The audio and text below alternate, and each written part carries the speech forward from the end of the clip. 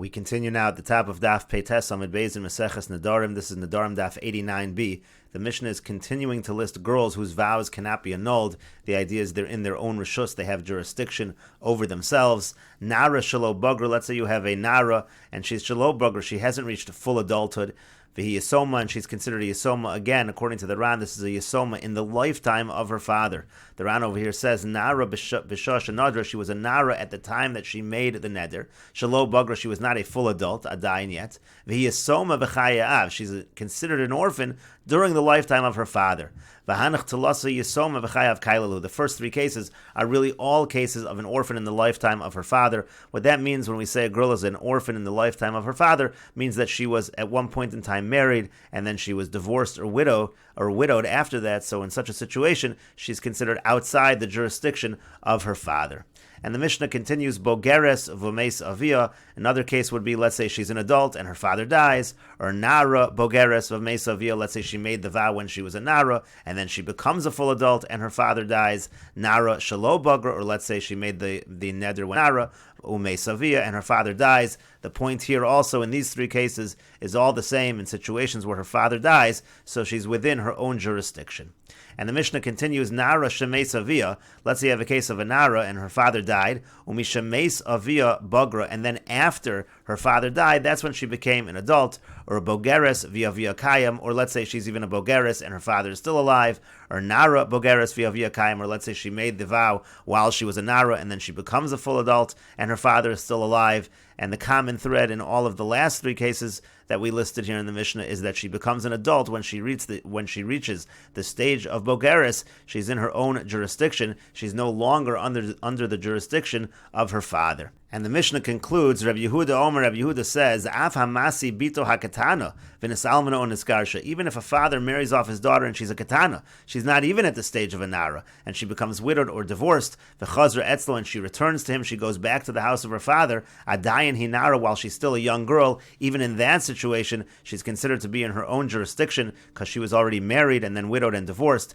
and again, her vows cannot be annulled by her father.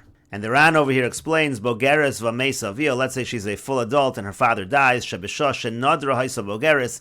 The case is that at the time she made the vow, she was a full adult, Umeis avia, and her father dies, Dehainu Yisoma mamish, that's an actual Yisoma, an actual orphan, V'hanach tlasa nami meis avia kailahu. In these three cases of the Mishnah, it's really all the same basic idea, that it's cases where her father has died, Nara shemeis avia, umishemeis avia bagra, Hanach tlasa dekatani bogeres kailahu. The last three cases of the Mishnah, those are all cases of a bogeres, where she reaches full adulthood, full maturity, and also in those situations, she's within her own jurisdiction. And the Ran continues, Rabbi Yehuda says, Af hamasi esbito katana v'adayin hinara, even if a father marries off his daughter when she is a minor, that's considered leaving his reshus. Even if she becomes a widow or gets divorced and goes back to her father's house, she is still considered to be in her own jurisdiction. Ashminon, and again, Rabbi Yehuda is teaching us that even if she was a minor when she was married, Yotzta mireshus avia, she leaves the reshus of her father, bahanu nisuin, through the act of marriage. V'chikatani v'adayin hinara. Now, when the Mishnah says that she returns to her father's house while she's still a young girl, and it uses the term Nara, again, the term Nara refers to a girl who's in the first 6 months of adulthood. Hu adinami da'afilu hikatana. The truth is, says the Ran, even if she returned to her father's house while she's a minor, even in that situation, she's in her own jurisdiction. It's not only when she's a Nara that she's in her own jurisdiction. Kevan shenisas ein li avia reshus bo. Once she gets married, her father has no reshus over her. V'hai denokat Nara. Now, the only reason the Mishnah says Nara, mishum de nidre katana einum klum, because if we're talking about Nedarim over here, a katana can't make Nedarim. Only a Nara can make Nedarim, so that's why we're saying she returns to her father's house while she is still a Nara. The point is she's in her own jurisdiction. And the Gemara says, Amar Rav Yehuda, Amar Rav. Rav Yehuda says that Rav says, Zu divrei Rav Yehuda. This is the opinion of Rav Yehuda that's listed in our Mishnah. Avol Chachamim Omrim, but the Chachamim say, Shalosh Naros Nidreihan Kayamin. They formulated, there's no real machlokas between Rav Yehuda and the Chachamim. The Chachamim just formulated as 3 cases instead of 9 cases. They say there are 3 Naros who their Nedarim are considered Kayim, they're maintained, they're upheld, meaning they can't be annulled. And what are the 3 cases? Bogeres, if you have a girl who's reached full adulthood, V'yasoma, and you have a girl who's an orphan, V'yasoma b'chayav, or you have a girl who's an orphan during the lifetime of her father. Again, that's a case where she got married, and then she was divorced or widowed. The Ran over here says, the point is, the way the Chachamim formulated, they take the 9 cases and they make it into 3 cases. Rabbi Yehuda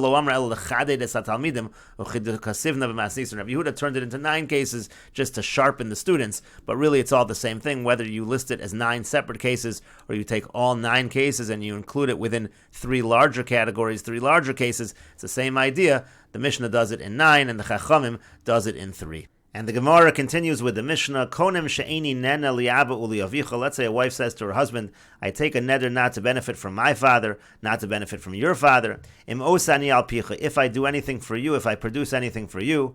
Or let's say the other way around, she'eni nenes l'cha. She takes a neder, I'm not going to benefit from you. Im osa ani al pi aba v'al pi avicha. If I produce anything, if I give anything to my father or to your father, hareza yafer. In these cases, he is allowed to annul the vow.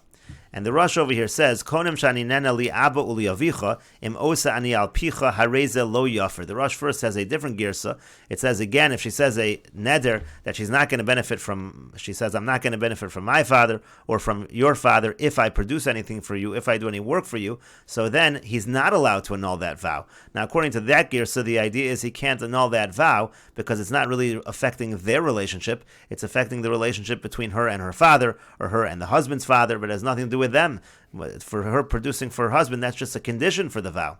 Shetasa lebal. In other words, the point is she should produce for her husband. Velotena li'aviv u'li'avia. She won't get benefit from his father or from her father. V'yaf devarim shebeino leveino lo have. That's not even something between their relationship, the husband and wife. Zu girsas harav Rabbi Eliezer. And the Rosh says this is the girsa of harav Rabbi Eliezer. And again, the idea is lo yafir because it's not even considered a neder that has to do with their relationship, and therefore he can't annul the vow. The husband can't annul the vow. But then the Rosh says that in all the Svarim it's written like it's written by us, Hareza Yafer, that the husband is allowed to annul the vow. And the Rosh says, V'chei nira. This seems to be the case. The Asi Karabbanan de Rabbi Nosson follows the opinion of the Rabbanan. The Kevan de Nesra Bahanoas Avio V'aviv Al Yidei Shiosa Labala. Since the condition here is that if she does produce for her husband, if she fulfills that condition and does things for her husband, then she becomes prohibited to benefit from her father or from his father.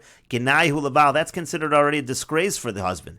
V'havid Devarim Shebeino Levena. And according to this girsa, the idea is that is considered something that affects their relationship, and that's why the Mishnah is saying he's able to annul the vow. And the Gemara says, Tanya, we learned in a brayso, she'eni nenes li'aba u'li'avicha, imani osa laficha. This is like our case in the Mishnah. She says a vow, I'm not going to benefit from my father or your father if I work for you, if I give anything to you. Rabbi Nosson Omer lo yafer. Rabbi Nosson says in that case, he is not allowed to annul the vow. V'chachamim omrim yafer. And the Chachamim say he is allowed to annul the vow, and that is the machlokas that the Rosh was referring to, and that's what the Rosh was saying, that our Mishnah is actually following the Chachamim. And the Rosh over here explains, Rabbi Nosson Omer lo yafer. Again, Rabbi Nosson says he's not allowed to annul the vow. Now the Rosh qualifies Perish lo yafer ata. The point of Rabbi Nosson is not that he can never annul the vow. It means he cannot annul the vow right now immediately. The cholzman shelo asa lefi bala, meaning if she hasn't yet fulfilled the condition, she hasn't yet produced anything for her husband, lo nesra b'hana asam. There is no prohibition to derive benefit from them. The Savar Rabbi Nosson, the point is that Rabbi Nosson holds the eino mefer ad sheyochel haneder. He can't be made for the neder. He can't annul it until it's actually chal, until the condition is fulfilled. Aval achar she'asta lefi bala, but the Rosh says once she already produces for her husband, v'nesra b'hana asam, and now there actually is a prohibition for her to derive benefit from her father, from his father, motzi mefer. Even Rabbi Nosson would agree that he can annul the vow to have a shapir devarim shebeino leveina. Even Rabbi Nosson would agree this is considered something that affects the relationship at that point in time, kedefarishas le'el, like I explained earlier.